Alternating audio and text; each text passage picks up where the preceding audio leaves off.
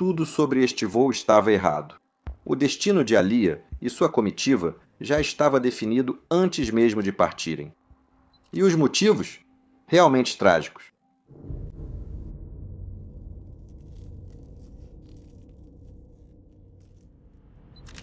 No final da tarde de 25 de agosto de 2001, o sol castigava o pátio do então chamado Aeroporto de Marsh Harbour, um pequeno aeródromo localizado em uma península da ilha de Great Abaco, no norte das Bahamas. Marsh Harbour não é o aeroporto típico que muitos imaginam ao pensar em viagens internacionais.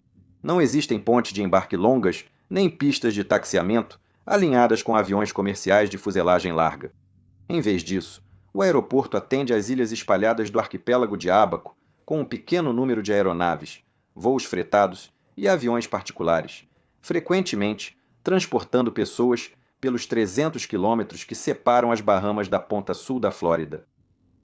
Agora, estacionado próximo à borda do pátio naquele sábado escaldante, estava um pequeno Cessna 402, bravo branco, com a matrícula November 8097 Whisky. Esse pequeno bimotor, com motor a pistão, era comum em voos curtos entre as ilhas e o continente na época. E naquele dia, tinha um piloto que transportava 8 passageiros. Entre eles estava Lia, uma cantora e atriz de 22 anos, cuja carreira vinha crescendo rapidamente no final dos anos 90 e início dos anos 2000. E ela estava acompanhada por sua equipe, que logo embarcou e ocupou seus assentos junto com suas bagagens. Do lado de fora, o sol baixo do fim da tarde iluminava enquanto o piloto finalizava os preparativos e iniciava a partida dos motores. Momentos depois, o silêncio no pátio foi quebrado pelo som crescente dos 2 motores, a pistão ganhando vida, e o pequeno avião começou a taxiar para a decolagem. Era fisicamente incapaz de decolar. No verão de 2001, Alia viajou para as Bahamas, junto com uma pequena equipe de produção, para gravar o videoclipe de Rock the Boat, um dos singles do seu álbum auto-intitulado recentemente lançado. Naquele ponto de sua carreira, ela já havia se tornado uma das figuras mais reconhecidas do R&B contemporâneo, e a gravadora queria um videoclipe que combinasse com o estilo cinematográfico refinado que havia definido seus lançamentos anteriores. O conceito para esse videoclipe em particular era centrado em amplas vistas do oceano, águas rasas e turquesa, e longas faixas de areia clara, o tipo de cenário que seria impossível de reproduzir num estúdio. Então, por esse motivo, a produção foi programada para ser gravada nas Bahamas, que nessa época já havia se tornado um destino comum para gravações de filmes e videoclipes americanos. Procurando um cenário tropical, sem precisar viajar para o outro lado do mundo para encontrar isso? Mas trabalhar num local como esse sempre cria desafios logísticos que não existem em produções normais de estúdio. E isso porque uma equipe profissional de videoclipes não viaja leve. Mesmo uma gravação relativamente pequena exige várias câmeras, suportes estabilizados, equipamentos de iluminação, baterias, equipamentos de som, figurinos, kits de maquiagem, além da bagagem pessoal do elenco e da equipe. Grande parte desse equipamento deve ser transportado em cases rígidos que podem pesar 20 ou até 30 quilos cada. Então, quando dezenas desses cases são transportados juntos, a carga total pode rapidamente chegar a centenas de quilos. Em produções no continente, essas cargas seriam transportadas de caminhão, mas no arquipélago de pequenas ilhas, só é prático mover pessoas e equipamentos rapidamente pelo ar. Então, neste caso, uma série de voos de carga fretados trouxe todo o equipamento para a ilha inicialmente. Essas produções são muito dinâmicas, com decisões de última hora. Por isso, o uso de aeronaves pequenas de táxi aéreo é comum nas produções em ilhas. Essas incluem aeronaves como o Cessna 402, o Piper Navajo ou o Beechcraft King Air, que são projetadas especificamente para voos curtos, transportando pequenos grupos de passageiros entre aeroportos que podem ter apenas uma única pista e infraestrutura de solo limitada. Esses aviões também podem decolar em horários flexíveis e transportar equipes e equipamentos muito mais rapidamente do que balsas ou conexões de companhias aéreas comerciais jamais conseguiriam. E nos dias que antecederam 25 de agosto, a equipe de produção de Alia estava se deslocando entre locais ao redor de Ábaco, enquanto filmava as cenas de praia e oceano daquele vídeo. Como em muitas filmagens em locações, o cronograma ficou mais apertado enquanto a equipe tentava finalizar as cenas antes de partir. Na tarde do último dia de filmagem, o trabalho finalmente foi concluído e a equipe começou a se preparar para retornar à Flórida, onde a próxima etapa da pós-produção os aguardava. E isso, obviamente, significava que agora eles precisavam reunir todo o equipamento, embalar os cases e organizar os voos curtos fretados que levariam tudo de volta para o aeroporto de Opa-locka, um pequeno aeródromo nos arredores de Miami. Para organizar, a equipe de produção trabalhou com um corretor para fretar um pequeno avião multimotor.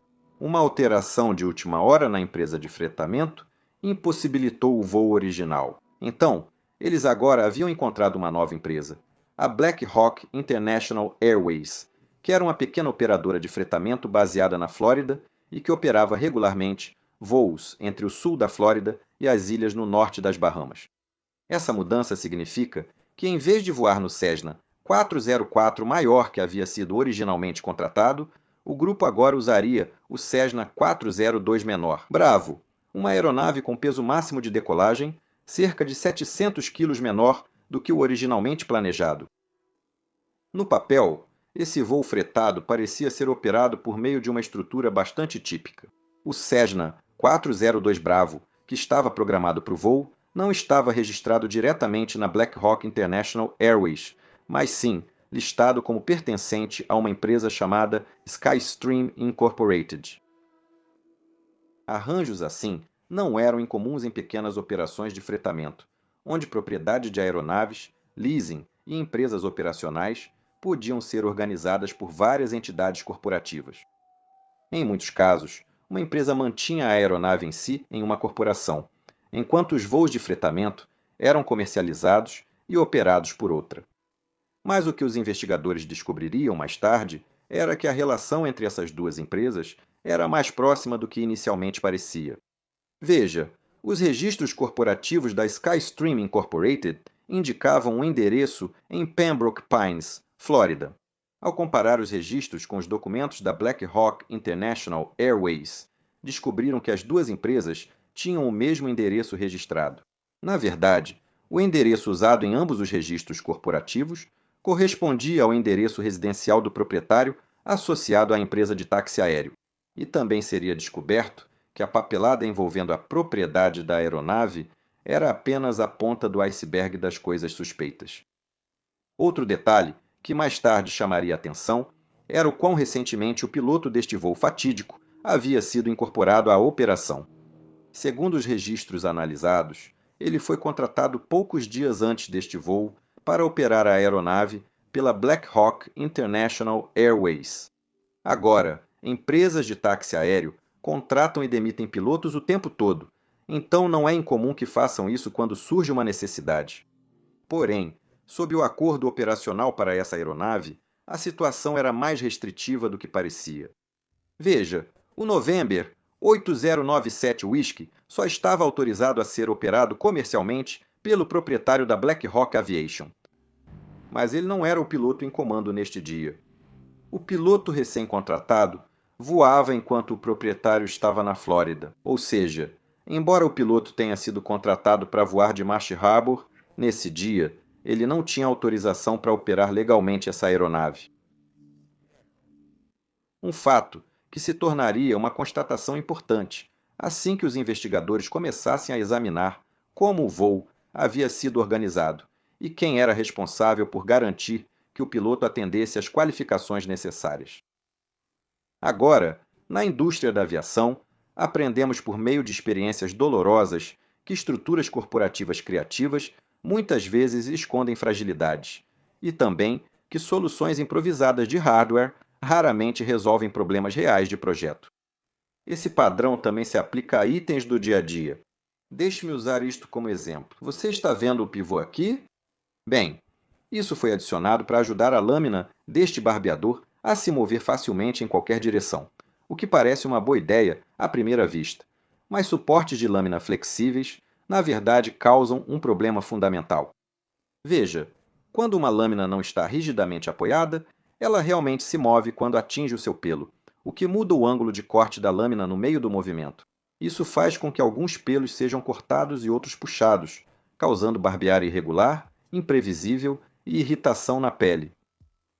Agora, durante a maior parte da minha vida adulta, eu costumava achar que a irritação era apenas parte do processo de barbear, mas acontece que isso não é verdade. Isso é só um resultado do design da maioria dos aparelhos de barbear.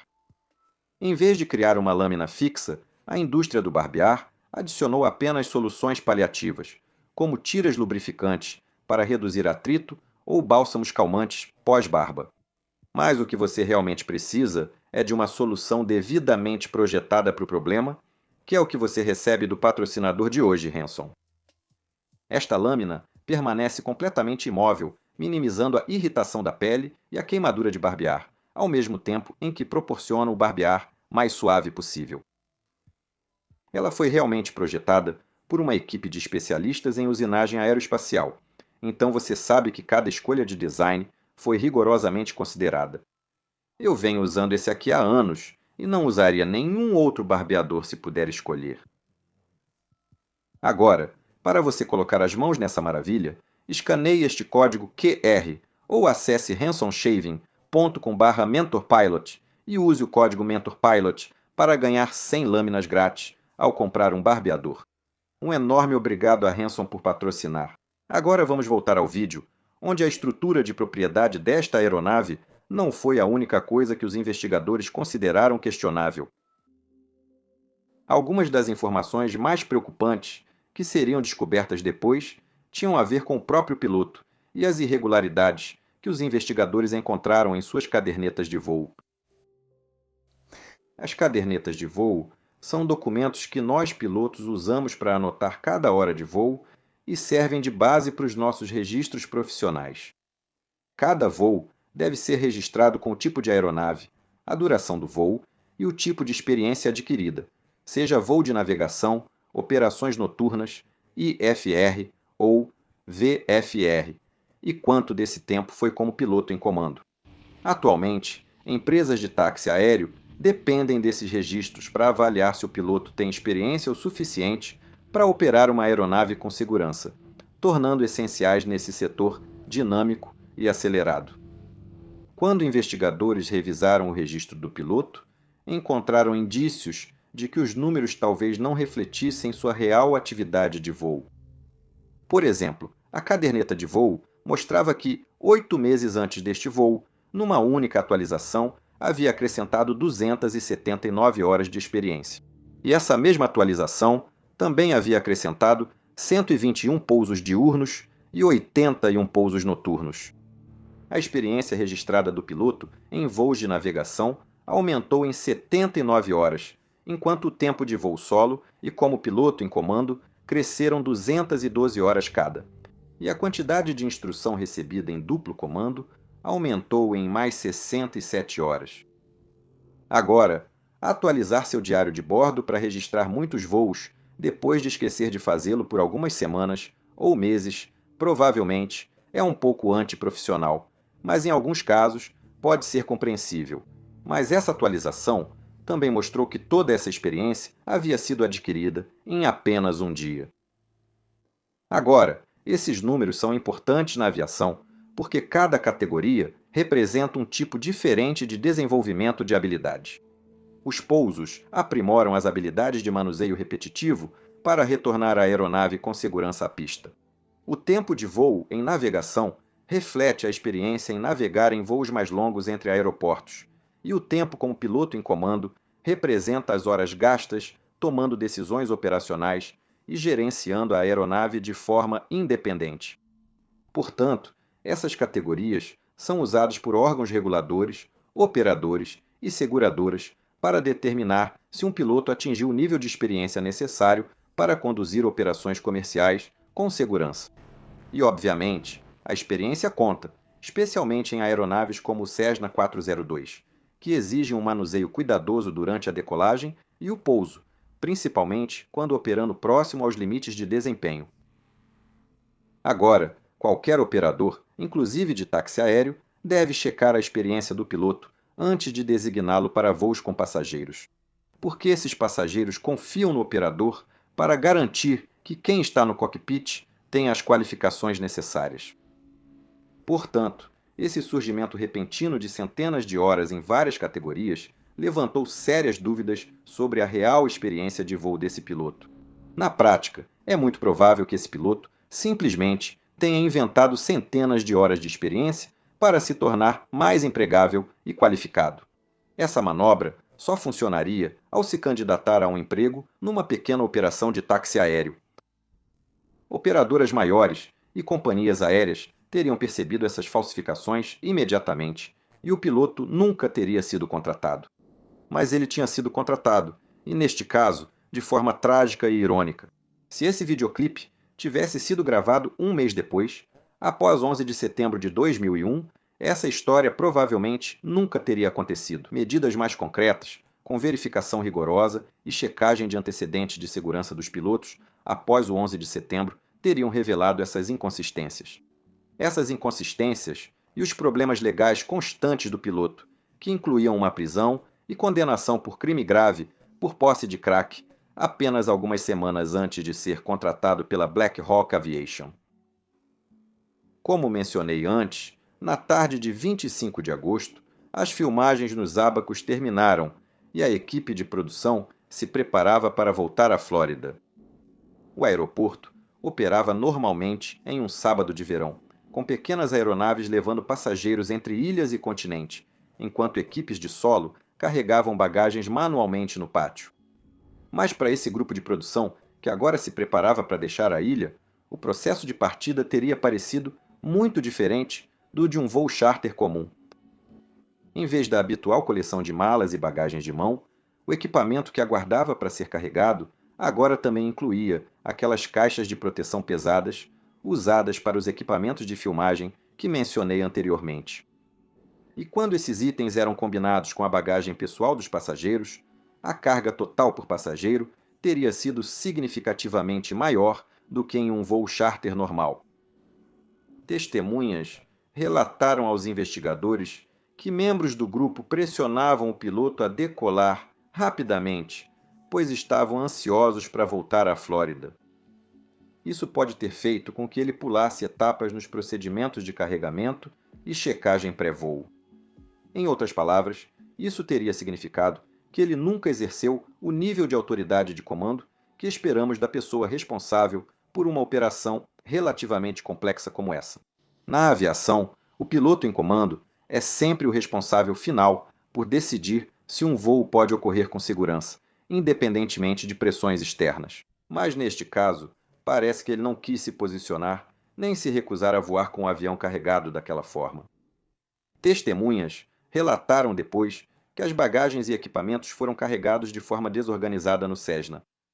E esse é um detalhe importante aqui, porque, diferente de um avião comercial, ou até mesmo de algo maior como um Cessna Caravan, uma aeronave desse porte não separa a bagagem dos passageiros em compartimentos de carga sob o piso da cabine. Em vez disso, as bagagens são colocadas em pequenos compartimentos ou diretamente dentro da própria cabine, o que significa que a posição desse peso pode ser tão importante quanto a quantidade total de peso transportado. Na verdade, um dos passos mais básicos na preparação de qualquer aeronave para a decolagem é calcular seu peso e balanceamento, que nós, pilotos, fazemos somando o peso da própria aeronave, o combustível a bordo, os passageiros, além de qualquer bagagem, carga ou itens de serviço de bordo. Esses números são usados para determinar o centro de gravidade da aeronave, ponto onde o peso do avião é considerado centralizado. Neste caso, porém, os investigadores depois constataram que nenhum passageiro ou bagagem foi pesado antes do voo e que o piloto carregava as malas. O equipamento foi carregado no avião enquanto os passageiros embarcavam e se acomodavam. Dentre esses passageiros estavam 2 membros da equipe de segurança da Interarc, cada um pesando aproximadamente 135 quilos, que foram acomodados nos assentos mais traseiros da aeronave. Em aeronaves pequenas como o Cessna 402, esses detalhes importam muito. As margens de peso permitidas aqui são relativamente estreitas, então, até mesmo alguns passageiros pesados ou cargas colocadas muito para trás podem deslocar dramaticamente o centro de gravidade da aeronave. A reconstituição do carregamento desta aeronave revelou resultados alarmantes. A aeronave foi carregada com mais de 410 quilos acima do peso máximo permitido para a decolagem, considerando os pesos estimados de passageiros, bagagens e equipamentos. Isso ocorreu, em parte, porque o avião levava 9 pessoas, uma a mais do que o permitido por sua certificação. Além disso, não havia indícios de que o piloto tenha feito cálculos de peso e balanceamento, o que indica que provavelmente desconhecia que a distribuição do peso deslocou o centro de gravidade da aeronave cerca de 11 centímetros além do limite traseiro máximo permitido. Para quem não conhece, peso e balanceamento de aeronaves, 11 centímetros pode não parecer muito. Em um grande avião comercial, como o 737 que piloto, esse deslocamento pode não parecer tão dramático inicialmente.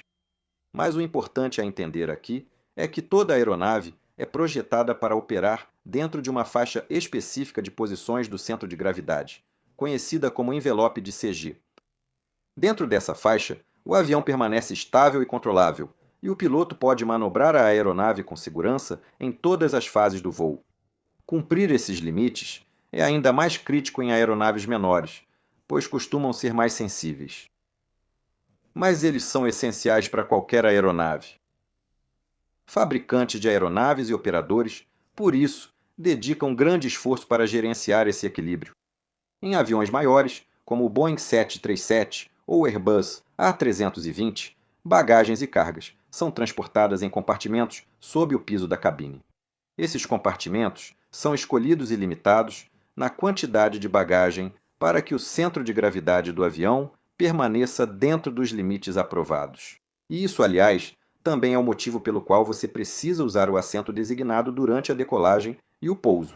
Em voos longos, o combustível pode ser usado para ajustar o balanceamento da aeronave, com aviões maiores, transferindo combustível entre tanques para manter a aeronave operando com um centro de gravidade eficiente e estável. A família Airbus e outras aeronaves fly-by-wire modernas podem ir ainda mais longe. Os computadores de voo monitoram o balanceamento e ajudam a estabilizar o avião se o centro de gravidade se deslocar dentro do envelope aprovado. Mas mesmo esses sistemas sofisticados ainda operam dentro de limites rigorosos. Se o centro de gravidade da aeronave sair desse envelope, nem os sistemas de controle de voo mais avançados conseguem superar as leis da física. O Cessna 402, por outro lado, não possui nenhuma dessas camadas de automação ou um grande compartimento de carga para distribuir o peso. A cabine é compacta, as opções de carregamento são limitadas e a faixa de centro de gravidade aceitável é estreita. Então, em termos práticos, isso significa que simplesmente mover passageiros ou carga pode alterar o balanceamento de forma muito mais dramática do que aconteceria num avião muito maior.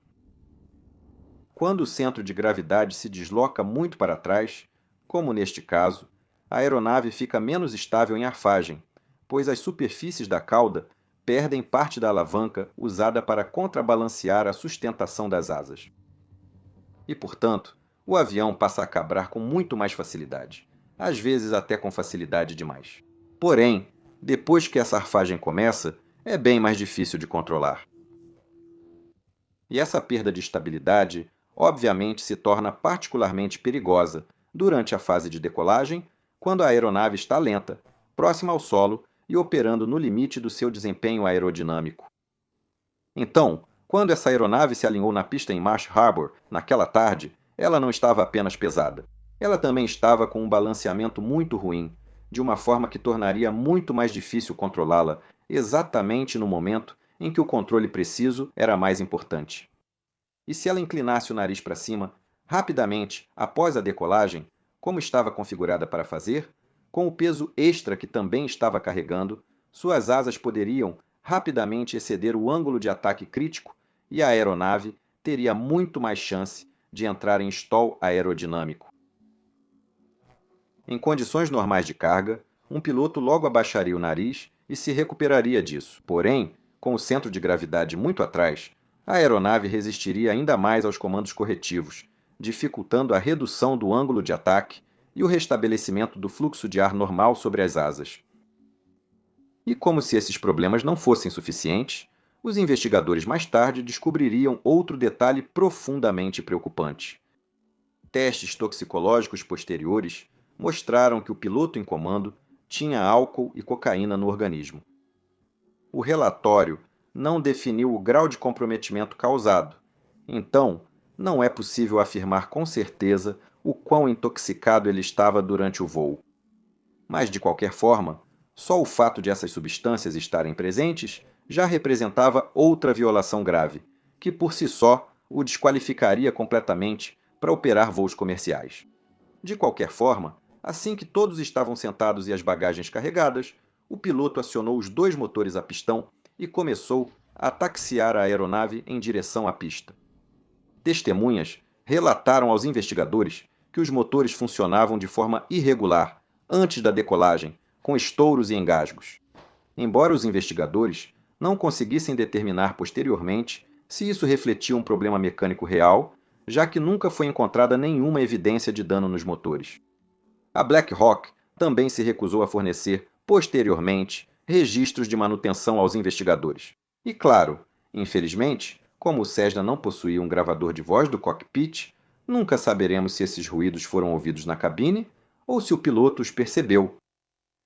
O aeroporto de Marsh Harbor era, como disse, um aeroporto regional pequeno, com uma única pista, 0927. A pista era mais do que suficiente para um Cessna 402 carregado, que normalmente precisaria de menos da metade do comprimento para decolar com segurança. Mas a frase-chave aqui é em condições normais.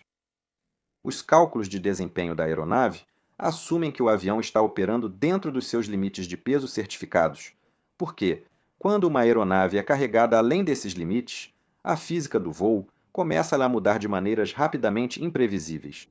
As asas precisam gerar mais sustentação para suportar a massa extra, o que exige maior velocidade no ar. Assim, o avião precisa de uma distância maior para acelerar na pista antes de decolar com segurança. Ao mesmo tempo, o excesso de peso também reduz a capacidade de subida da aeronave depois que ela sai do solo, já que os motores precisam trabalhar mais apenas para manter o avião no ar, o que deixa muito menos desempenho disponível para qualquer eventual problema. Então, com isso em mente, às 18h50 no horário local, com o sol já se pondo, os motores ligados e os passageiros a bordo presos em seus assentos, o piloto alinhou a aeronave e iniciou a corrida de decolagem.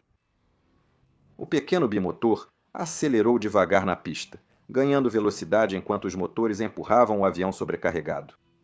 Testemunhas relataram que a aeronave decolou com dificuldade e precisou de mais de 100 metros extras de pista além do habitual.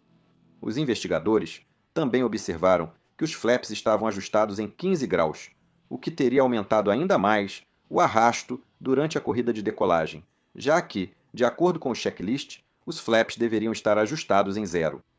Então, quase imediatamente após sair do solo, as coisas realmente começaram a dar muito errado, pois o nariz da aeronave começou a subir muito mais abruptamente do que o esperado. Devido ao centro de gravidade recuado, o avião ficou bem mais sensível aos comandos de arfagem. Então, até mesmo o leve comando de manche que o piloto fez para tentar rotacionar, agora fez o nariz subir para ângulos quase irrecuperáveis em menos de um segundo. Isso fez com que, a poucos metros do solo, o Cessna rapidamente entrasse em uma estolagem aerodinâmica completa. Normalmente, como eu disse, a resposta certa seria abaixar o nariz, reduzindo o ângulo de ataque e permitindo que o fluxo de ar volte a aderir à asa.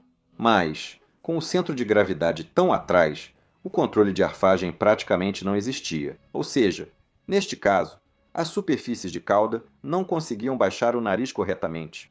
Então, com pouca altitude e velocidade insuficiente, simplesmente não havia mais tempo ou espaço para recuperação.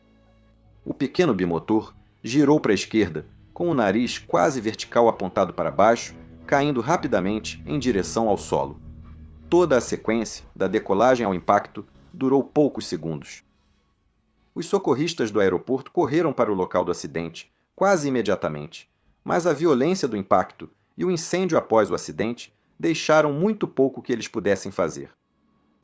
6 dos ocupantes, incluindo a Lia, morreram no impacto, e os outros 3 faleceram pouco depois da chegada dos primeiros socorristas, elevando o número total de mortos para 9, todos a bordo.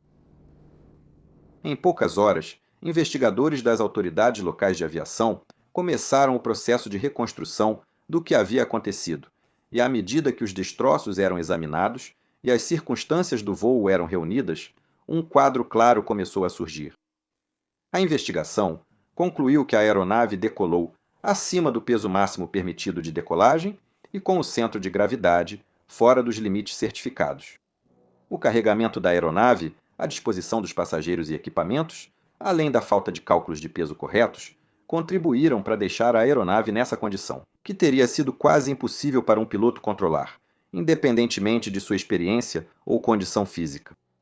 E tudo isso, é claro, aconteceu nas mãos de um piloto não qualificado, possivelmente intoxicado em algum grau e facilitado por várias falhas graves de supervisão por parte da operadora de táxi aéreo.